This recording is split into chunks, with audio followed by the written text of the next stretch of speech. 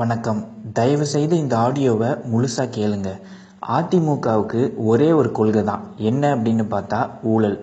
Councillor அடிக்கிற கொள்ளையாக இருந்தாலும் கூட அதிமுக தலைமைக்கு ஒரு பங்கு போயிடும். பன்னீர்செல்வம் 40 வருஷமாக அதிமுகவில் இருக்காரு.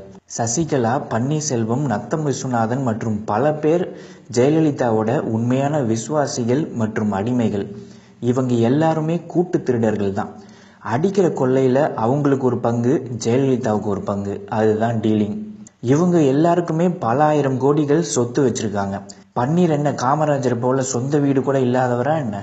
பல வீடுகள் வச்சிருக்காரு. ஏகப்பட்ட சொத்து சுகம் இருக்கு.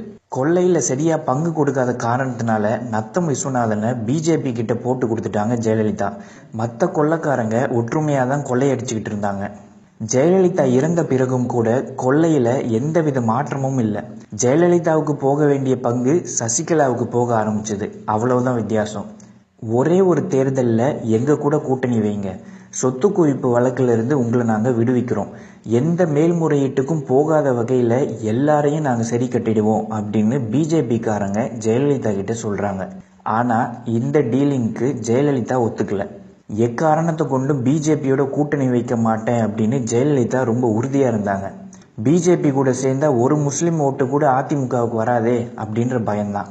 ஜெயலலிதா இருக்கிற வரைக்கும் தமிழகத்தில் கால் ஊனவே முடியாது. சசிகலாவோட கை கோர்த்து ஜெயலலிதாவை கொன்னுடலாம் அப்படின்னு பிஜேபி முடிவு பண்ணுறாங்க.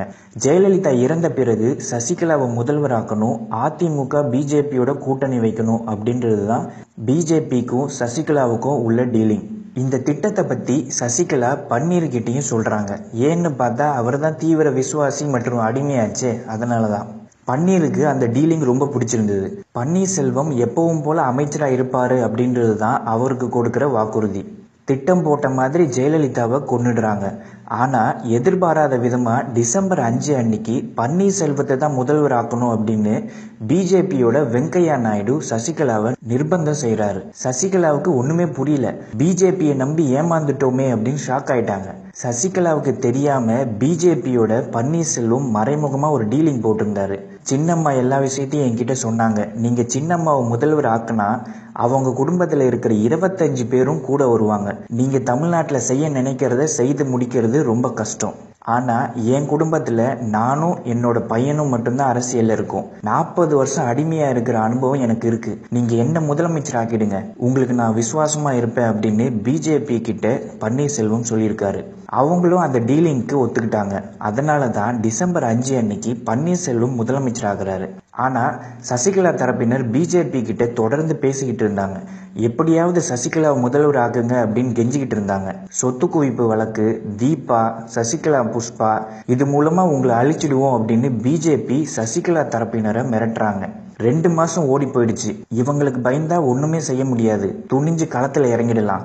சொத்து குவிப்பு வழக்குல நீ சரி போனாலும் வேற ஒருத்தரை முதலமைச்சர் ஆக்கிடலாம். நம்ம கிட்ட தான் பணம் இருக்கே, நாம எதுக்கு அவங்களுக்கு பயப்படணும்?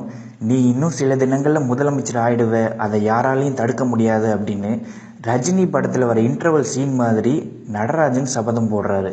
அதன்படி பிப்ரவரி 5 அன்னைக்கு அதிமுகவோட சட்டசபை கட்சி தலைவரா சசிகலா தேர்ந்தெடுக்கப்படுறாங்க.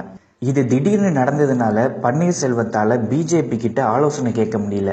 ராஜினாமா கடிதத்திலையும் கையெழுத்து போட்டுட்டாரு. அதுக்கப்புறம் பிஜேபி பன்னீருக்கு ஆலோசனை கொடுத்துருக்காங்க.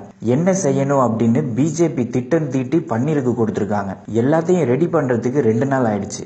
7ஆம் தேதி இரவு பன்னீர்செல்வம் 45 நிமிஷம் தியானத்தோட அந்த டிராமாவை ஆரம்பிக்கிறாரு.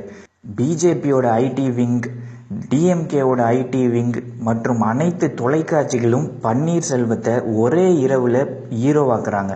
தேசிய ஊடகங்களும் இதுக்கு விதிவிலக்கே அல்ல. திமுக எதுக்கு பன்னீர்செல்வத்தை ஆதரிக்கிறாங்க அப்படின்னு யோசிக்கிறீங்களா? அதிமுக உடைஞ்சா பெரிய பலன் யாருக்கு கிடைக்க போகுது? திமுகவுக்கு தானே. பிஜேபியோட துணையோட பன்னீர்செல்வம் அதிமுகவை கைப்பற்றும் வேலையிலும் எம்எல்ஏக்களை இழுக்கிற வேலையிலும் களை இறங்கிட்டாரு. காரு தரேன், வீடு தரேன் அப்படின்னு எம்எல்ஏக்களோட வீட்டில் இருக்கிறவங்க கிட்ட பேரம் பேசிக்கிட்டு இருக்காரு. நாளைக்கு பதவி பிரமாணம் செய்து வைக்கிறேன் அப்படின்னு சசிகலா கிட்ட 4 நாளா ஆளுநர் வித்யாசாகர் ராவ் ஏன் தண்ணி காட்டிக்கிட்டு இருந்தாருன்னு உங்களுக்கு புரியுதா? ஒரு வாரத்துல சொத்து குவிப்பு வழக்கோட தீர்ப்பு வரும் அப்படின்னு ஏன் டிசம்பர் 6ஆம் தேதி சொன்னாங்க அப்படின்னு புரியுதா? சசிகலா பொதுச் செயலாளராகி 1 மாசம் ஆகுது. இப்ப திடீர்னு அதிமுக சட்ட விதிகளுக்கு புறம்பா பொதுச் செயலாளரை தேர்ந்தெடுத்திருக்காங்க அப்படின்னு தேர்தல் ஆணையம் எதுக்கு சொன்னாங்க அப்படின்னு புரியுதா? ஜெயலலிதா மரணத்தில் இருக்கிற மர்மத்தை வெளியில கொண்டு வர்றதுக்கு விசாரணை கமிஷன் வைப்பேன் அப்படின்னு பன்னீர்செல்வம் எதுக்கு சொன்னாரு அப்படின்னு புரியுதா? எல்லாமே சசிகலாவை மிரட்டுறதுக்கு தான். இதுதான் நடந்திருக்கு. ஜெயலலிதா சசிகலாவோட கூட்டு கொள்ளையில ஈடுபட்டு அதுக்கப்புறம் சசிகலாவை ஏமாத்திட்டு பிஜேபிக்கு அடிமையா மாறி இருக்கிற பன்னீரை தான் நீங்க எல்லோருமே தலையில வச்சுக்கிட்டு கொண்டாடிக்கிட்டு இருக்கீங்க. 2 வாரங்களுக்கு முன்னாடி ஜல்லிக்கட்டு போராட்டத்துல எந்த அரசியல்வாதிகளையும் நம்ப மாட்டோம் அப்படின்னு சொன்ன வாய்கள் தான் இன்னைக்கு பன்னீர்செல்வத்தை காமராஜர் மாதிரி நல்லவரு, நேர்மையானவர் அப்படின்னு சொல்லுது. மக்களே கவனமா இருக்கணும். இல்லை அப்படின்னா நம்மளை இந்த அரசியல்வாதிகளும் மீடியாவும் தொடர்ந்து ஏமாத்திக்கிட்டே தான் இருப்பாங்க. இதை கேட்ட அனைவருக்கும் நன்றி, வணக்கம்.